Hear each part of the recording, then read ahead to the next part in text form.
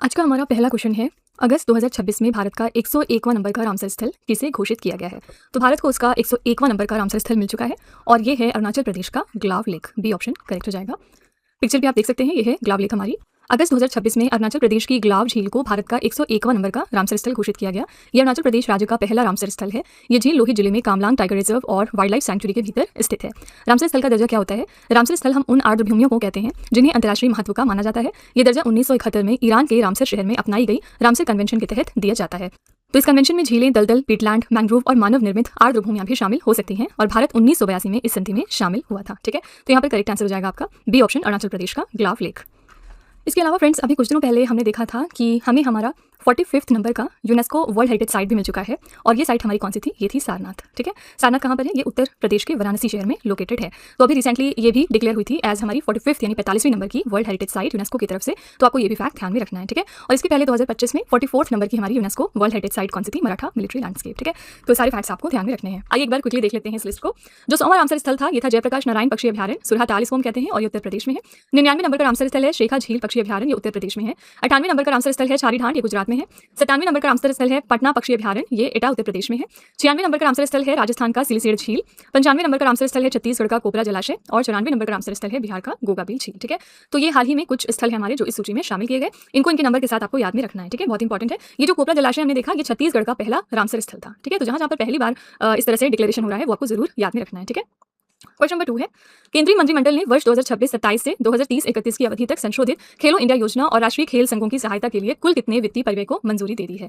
तो खेलो India scheme revised हाल ही में अप्रूव हो चुकी है और इसके लिए हमने कितना बजट तैयार किया है? तो 36,441 करोड़ रुपए का। 31 जुलाई 2026 को केंद्रीय मंत्रिमंडल ने वर्ष 2026-27 से लेकर 2030-31 तक की अवधि के लिए संशोधित खेलो इंडिया योजना और राष्ट्रीय खेल संघों की सहायता के लिए मंजूरी दे दी है। इसके लिए हमारा कुल संयुक्त परिव्यय है 36,441 करोड़ रुपए अगले 5 सालों के लिए। खेलो इंडिया योजना आवंटन है 29,054 करोड़ रुपए। राष्ट्रीय खेल महासंघों की सहायता इसमें रहेगी 7,387 करोड़ रुपए। ठीक है, तो ये दोनों जब आप मिलाएंगे तो आएगा 36,441 करोड़ रुपए। खेलो इंडिया योजना की बात करेंगे तो इसकी शुरुआत हुई थी 2018 में और इसका पहला आयोजन हुआ था 31 जनवरी से लेकर 8 फरवरी। कब हुआ था? 2018 में और कहाँ? नई दिल्ली में। उद्देश्य क्या था? भारत में जमीनी स्तर पर खेल संस्कृति को बढ़ावा देना। ठीक है, तो आंसर यहाँ पर ए ऑप्शन 36,441 करोड़ रुपए। ठीक है, और यहाँ पर हम एक और स्कीम की बात करेंगे जो हाल ही में अप्रूव हुई है और इसका नाम है प्रधानमंत्री सूर्य सरोवर योजना। ये स्कीम याद रखिएगा, अभी रिसेंटली इसको अप्रूव किया गया है। इसका पर्पस क्या है? फ्लोटिंग सोलर प्लांट बनाना हमारे झीलों और जलाशयों के ऊपर। ठीक है, और इसके लिए बजट कितना आवंटित है? 5,070 करोड़ रुपए। ओके, क्वेश्चन नंबर 3 है, अगस्त 2026 में भारतीय वायुसेना द्वारा रोटर क्लैप 3 सैन्य अभ्यास कहां पर आयोजित किया जा रहा है? ये रोटर क्लैप 3 मिलिट्री एक्सरसाइज है जिसको कंडक्ट कर रहा है इंडियन एयरफोर्स। कहां पर? राजस्थान के जैसलमेर में। ये ऑप्शन करेक्ट है। रोटर क्लैप 3 सैन्य अभ्यास है ये और इसके लिए आयोजन स्थल है Pokhran field firing range Jaisalmer जो कि राजस्थान का है। शामिल सेना इसमें कौन सी है? तो भारतीय वायुसेना। और ये कब होगी? 1 और 2 अगस्त को। इस अभ्यास में AH-64 अपाचे आक्रमण हेलीकॉप्टर, MI-2535 गनशिप, HAL प्रचंड हल्के लड़ाकू हेलीकॉप्टर और चिनूक MI-17 और ध्रुव परिवहन एवं उपयोगिता हेलीकॉप्टर शामिल थे। ठीक है, तो करेक्ट आंसर यहाँ पर है ए ऑप्शन, राजस्थान का जैसलमेर। ओके, याद रखिएगा एयर फोर्स में, हमारे इंडियन एयरफोर्स में अभी 3 हाल ही में अपॉइंटमेंट हुए हैं। पहला वाइस चीफ का है, हमारे vice chief of air staff कौन बन गए? Air marshal mister Ashutosh Dikshit. ठीक है, आशुतोष दीक्षित। सबसे पहला आपको ये वाला अपॉइंटमेंट याद रखना है। ठीक है, दूसरा अपॉइंटमेंट है चीफ ऑफ एयर स्टाफ का। हमारे चीफ ऑफ एयर स्टाफ कौन है? Air marshal Amarpreet Singh. ठीक है, AP सिंह हमारे चीफ ऑफ एयर स्टाफ है। तीसरा अपॉइंटमेंट है डेप्यूटी चीफ का। Deputy chief of air staff कौन है? इनका नाम है एयर मार्शल तेजपाल सिंह। ठीक है, तो ये 3 अलग अलग पोस्ट हैं जिन पर हाल ही में अपॉइंटमेंट हुआ है। AP सिंह का अपॉइंटमेंट नहीं हुआ, इन दोनों का अपॉइंटमेंट अभी रिसेंटली हुआ। ठीक है, तो ये आपको ध्यान में रखना है। क्वेश्चन नंबर 4 है, अगस्त 2026 में भारत के नए रक्षा लेखा महानियंत्रक यानी CGDA के रूप में किसने कार्यभार संभाला है? तो आपको बताना है हमारे नए CGDA कौन बन गए हैं। इनका नाम है Alka Nangia Arora. D option correct है। अगस्त 2026 में अलका नांगिया अरोड़ा ने भारत के नए रक्षा लेखा महानियंत्रक के रूप में 1 अगस्त 2026 को कार्यभार संभाला है। रक्षा लेखा महानियंत्रक भारतीय रक्षा सेवाओं के वित्त और लेखांकन का प्रमुख पद है। ये रक्षा मंत्रालय के रक्षा लेखा विभाग का नेतृत्व करते हैं। ठीक है, तो करेक्ट आंसर है D option, Alka Nangia Arora. Controller general of defence accounts, ये तो अलग पोस्ट हो गई। बाकी हमारे नए चीफ ऑफ डिफेंस स्टाफ कौन है? सब कंफ्यूज नहीं करा करिए, अलग अलग पोजीशन हैं। हमारे नए CDS बने हैं जनरल NS राजा सुब्रमणी। कल भी हमने इनके बारे में बात की थी। ठीक है, और इन्होंने किसको रिप्लेस किया था? इन्होंने जनरल अनिल चौहान को रिप्लेस किया था। ओके, क्वेश्चन नंबर 5 है, अगस्त 2026 में प्रधानमंत्री नरेंद्र मोदी ने स्वामी विवेकानंद सांस्कृतिक युवा केंद्र विवेक स्मारक का उद्घाटन कहां पर किया है? तो ये यूथ सेंटर जो है इसका रिसेंटली इनॉग्रेशन हो गया है कर्नाटका के मैसूर में। बी ऑप्शन करेक्ट है। प्रधानमंत्री मोदी जी ने अगस्त 2026 में स्वामी विवेकानंद सांस्कृतिक युवा केंद्र यानी इसको हम विवेक स्मारक कहते हैं, इसका उद्घाटन कर्नाटका के मैसूर स्थित श्री रामकृष्ण आश्रम में किया है। ये स्मारक स्वामी विवेकानंद जी की नवंबर 1892 में हुई ऐतिहासिक मैसूर यात्रा की स्मृति में बनाया गया, जिसके बाद उन्होंने 1893 में शिकागो के विश्व धर्म संसद में भाग लिया था। ठीक है, उद्देश्य क्या था इस केंद्र का? युवाओं में उच्च नैतिक मूल्यों, जीवन कौशल और नेतृत्व क्षमता का विकास कर राष्ट्र निर्माण को बढ़ावा देना। ठीक है, तो आंसर यहाँ पर है बी ऑप्शन, कर्नाटका। कर्नाटका के बारे में आपको 3 करंट अफेयर्स याद रखने हैं। पहली बात ये कि यहाँ पर देश की पहली एआई गवर्नमेंट यूनिवर्सिटी बनाई जा रही है, ठीक है। ये फर्स्ट एआई गवर्नमेंट यूनिवर्सिटी है जो कर्नाटका में एस्टैब्लिश होगी। दूसरी बात ये है कि कर्नाटका पीरियड लीव को अप्रूव करने वाला पहला राज्य बन गया, ठीक है। यहाँ पर पहली बार ये डिसाइड हुआ है कि हर महिला को यहाँ पर जो भी वर्किंग होंगी, चाहे वो प्राइवेट सेक्टर में काम कर रही हो, चाहे वो गवर्नमेंट सेक्टर में हो, उन्हें 1 दिन की छुट्टी मिलेगी हर महीने पीरियड लीव के नाम पर, ठीक है। ऐसा करने वाला कर्नाटका पहला राज्य बना है। और तीसरी बात ये है कि ये पहला राज्य है जिन्होंने लॉन्च किया है ग्रीवेंस रिड्रेसल सिस्टम फॉर यहाँ के गिग वर्कर्स, ठीक है। तो ये भी फैक्ट आपको ध्यान में रखना है। तो इन तीनों मामलों में कर्नाटका फर्स्ट पर आता है, ठीक है। तो इसको भी आप रिवाइज कर लीजिए। क्वेश्चन नंबर 6 है, badminton tournament Taipei open super 300 महिला एकल का खिताब जीतने वाली सबसे कम उम्र की महिला खिलाड़ी कौन बन गई हैं? तो Taipei open super 300 women singles badminton tournament title जीतने वाली सबसे कम उम्र की फीमेल प्लेयर बनी है Tanvi Sharma. C option correct है। भारत की 17 वर्षीय बैडमिंटन खिलाड़ी हैं तन्वी शर्मा। इन्होंने 2 अगस्त 2026 को ताइपे ओपन सुपर 300 महिला एकल का खिताब जीतकर इतिहास रच दिया है। वो इस टूर्नामेंट के इतिहास में चैंपियन बनने वाली सबसे कम उम्र की महिला खिलाड़ी बन गई। इन्होंने कारनामा दिखाया है सिर्फ और सिर्फ 17 वर्ष और 223 दिन में। तन्वी शर्मा ने फाइनल्स में वियतनाम की गुयेन थुई लिन को हराया है। पुरुष एकल में विजेता थे युदाई ओकीमोटो, ये जापान से हैं। पुरुष युगल में विजेता थे लियो रोली कार्नांडो और डैनियल मार्टिन, ये इंडोनेशिया से हैं। महिला युगल में विजेता थी सुमिरे नकाडे, मियू ताकाहाशी जापान से हैं। और मिश्रित युगल में विजेता थे युता वातानाबे और माया तागुची जापान से, ठीक है। तो आपसे यहाँ पर ज्यादातर पुरुष एकल और महिला एकल ही पूछते हैं, तो ये दोनों कैटेगरीज ज्यादा आपको ध्यान में रखना है, ठीक है। तो सी ऑप्शन करेक्ट है, तन्वी शर्मा। पीवी सिंधु ऑप्शन में है और ये पिछले दिनों चर्चे में बहुत ज्यादा आ गई थी क्योंकि फर्स्ट इंडियन बन गई हैं जिन्होंने जीत लिया है जापान ओपन, ठीक है। और इन्होंने फाइनल्स में जापान की प्लेयर को हराया था और इनका नाम क्या था? इनका नाम था अकाने यामागुची, ठीक है। तो फाइनल्स में इन्होंने अकाने यामागुची को हराया। इसी के साथ ही फर्स्ट इंडियन है जिन्होंने जापान ओपन जीता है। क्वेश्चन नंबर 7 है, अगस्त 2026 में आदि पेरुक्कू महोत्सव किस राज्य में मनाया गया? आदि पेरुक्कू फेस्टिवल हाल ही में मनाया गया है तमिलनाडु राज्य में।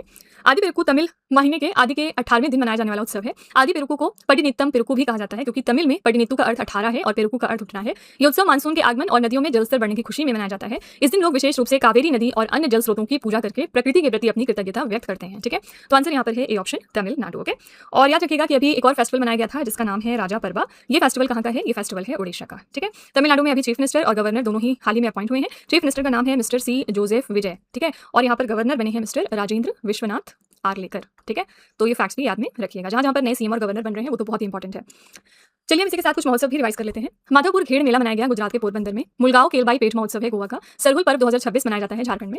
गुड़ी पड़वा उत्सव मनाया गया महाराष्ट्र में। साजिबू चिरा ओबा चंद्र नववर्ष त्योहार है मणिपुर का। भारत जनजाति उत्सव भारत ट्राइब्स फेस्ट मनाया गया नई दिल्ली में। मध्वा धर्म मेला है पश्चिम बंगाल का। भारतीय ऑर्किड महोत्सव मनाया गया सिक्किम के पाकियोंग में। पंचू डोला उत्सव यानी पंचू डोला मिलाना ये त्योहार मनाया गया उड़ीसा में। आदि पर्व महोत्सव है छत्तीसगढ़ के रायपुर का। हट्टी विसाला महोत्सव है महाराष्ट्र का। डोल जात्रा त्योहार है पश्चिम बंगाल का। भारतीय बाइजन उत्सव मनाया गया उड़ीसा के देवरीगढ़ वन्यजीव अभयारण्य में, ठीक है। तो ये हमारे कुछ महोत्सव थे जो हाल ही में मनाए गए। तो इनकी लोकेशन याद रखिएगा कहाँ पर कौन सा त्योहार मनाया गया।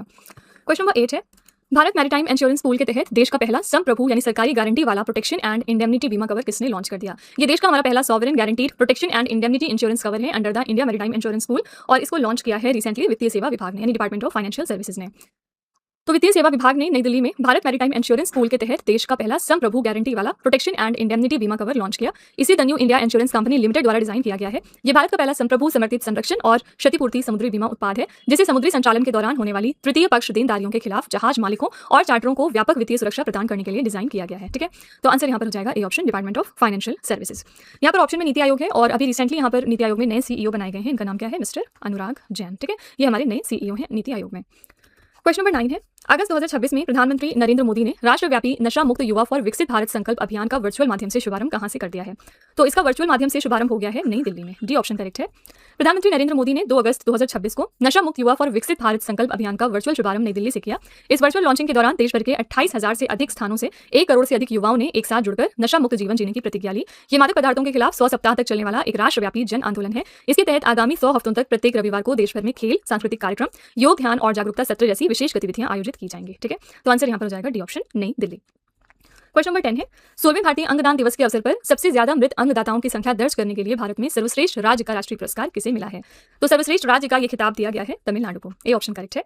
16वें भारतीय अंगदान दिवस जो हम 3 अगस्त को हर साल मनाते हैं, इसके अवसर पर सबसे ज्यादा मृत अंगदाताओं की संख्या दर्ज करने के लिए तमिलनाडु को सर्वश्रेष्ठ राज्य का राष्ट्रीय पुरस्कार दिया गया। केंद्रीय स्वास्थ्य एवं परिवार कल्याण राज्य मंत्री अनुप्रिया पटेल द्वारा तमिलनाडु के स्वास्थ्य मंत्री केजी अरुणराज को यह पुरस्कार प्रदान किया गया है। तमिलनाडु राज्य ने वर्ष 2025 के दौरान कुल 266 मृत शरीर से अंगदान दर्ज किए थे जो देश में सबसे अधिक है। 16वें भारतीय अंगदान दिवस के कुछ अन्य प्रमुख पुरस्कार देख लेते हैं। उत्तर पूर्वी क्षेत्र का सर्वश्रेष्ठ राज्य साबित हुआ असम, सर्वश्रेष्ठ केंद्र शासित प्रदेश था दिल्ली, ठीक है। तो यहाँ पर आंसर है ए ऑप्शन तमिलनाडु। ये भी याद रखिएगा कि हम भारतीय अंगदान दिवस कब मनाते हैं? 3 अगस्त को। इसके पहले 1 अगस्त को हमने क्या सेलिब्रेट किया था? 1 अगस्त को होता है हमारा वर्ल्ड लंग कैंसर डे। हम लोग इस दिन अवेयरनेस क्रिएट करते हैं कि किस तरह से इस बीमारी से बचा जा सकता है।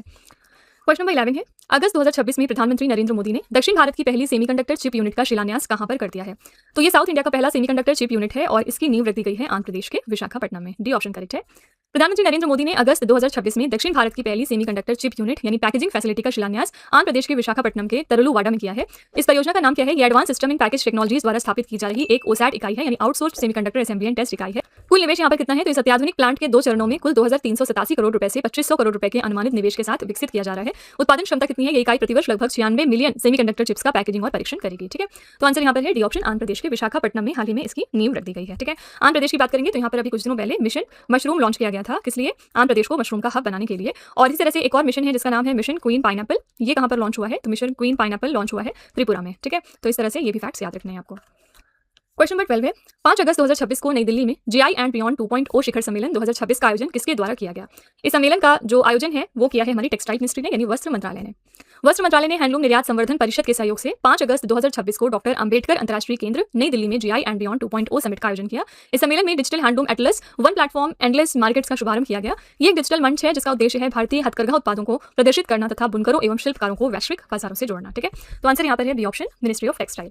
हाल ही में एक हमारा जीआई टैग प्रोडक्ट कौन सा है जो काफी न्यूज में था? ये है सारंदा। सारंदा एक म्यूजिकल इंस्ट्रूमेंट है त्रिपुरा राज्य का और हाल ही में इसको जीआई टैग दिया गया है। ठीक है, बहुत सारे प्रोडक्ट्स हैं जिनको आजकल मिला है जीआई टैग, तो उसकी एक सेपरेट लिस्ट आप जरूर बना लीजिएगा। यहाँ से 1 नंबर का सवाल आपके पेपर में आ सकता है। क्वेश्चन नंबर 13 है, अगस्त 2026 में शोधकर्ताओं ने किस राज्य में बहने वाली बुधा बलंगा नदी में मीठे पानी की कैटफिश की एक नई प्रजाति जिसका नाम है ज़्यूडो लागुआ खैरी, इसकी खोज कर ली है। इसकी रिसेंटली खोज हुई है उड़ीसा में। ठीक है, तो अगस्त 2026 में शोधकर्ताओं ने उड़ीसा के मयूरभंज जिले में बुध बलंगा नदी में मीठे पानी की कैटफिश की एक नई प्रजाति ज़्यूडो लागुआ खैरी की खोज कर ली। इसका वैज्ञानिक नाम है ज़्यूडो लागुआ खैरी। वंश यहाँ पर क्या है? ज़्यूडो लागुआ यानी छोटी पहाड़ी धारा की कैटफिश। यहाँ पर इसका गढ़ देखेंगे तो सिलुरोफॉर्म्स कैटफिश समूह। तो ये प्रजाति भारत, बांग्लादेश, नेपाल और म्यांमार की तेज बहने वाली नदियों में पाई जाती है। आंसर यहाँ पर है ए ऑप्शन, उड़ीसा। ठीक है, क्वेश्चन नंबर 14 है, अगस्त 2026 में भारतीय नौसेना ने डाइविंग सपोर्ट क्राफ्ट परियोजना के 5वें और अंतिम पोत DSC A24 यानी यार्ड 329 को कहां पर लॉन्च किया है?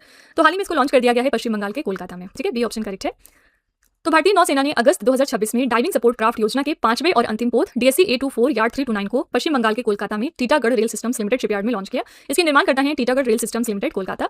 और डाइविंग सपोर्ट क्राफ्ट क्या होते हैं? छोटे से मध्यम आकार के नौसैनिक पोत होते हैं जिनका उपयोग पानी के भीतर गोताखोरी, निरीक्षण, मरम्मत और बचाव कार्यों के लिए किया जाता है। ठीक है, तो आंसर यहाँ पर हो जाएगा बी ऑप्शन, पश्चिम बंगाल के कोलकाता में रिसेंटली इसको लॉन्च किया गया। नेवी डे हम कब मनाते हैं? तो नेवी डे हम 4 दिसंबर को मनाते हैं। हाल ही में हमारी शिप न्यूज में आई थी जिसका नाम है INS सुदर्शनी। ये किस वजह से चर्चे में थी? तो 4 जुलाई को ये यूएस गई थी, यूएस के इंडिपेंडेंस डे में पार्टिसिपेट करने, इस वजह से हमारी ये शिप न्यूज में आई। ठीक है, तो नाम याद रखिएगा, इसका नाम है INS सुदर्शनी। क्वेश्चन नंबर 15 है, 30 और 31 जुलाई 2026 को भारत और रवांडा के बीच संयुक्त व्यापार समिति की पहली बैठक कहां पर संपन्न हुई है?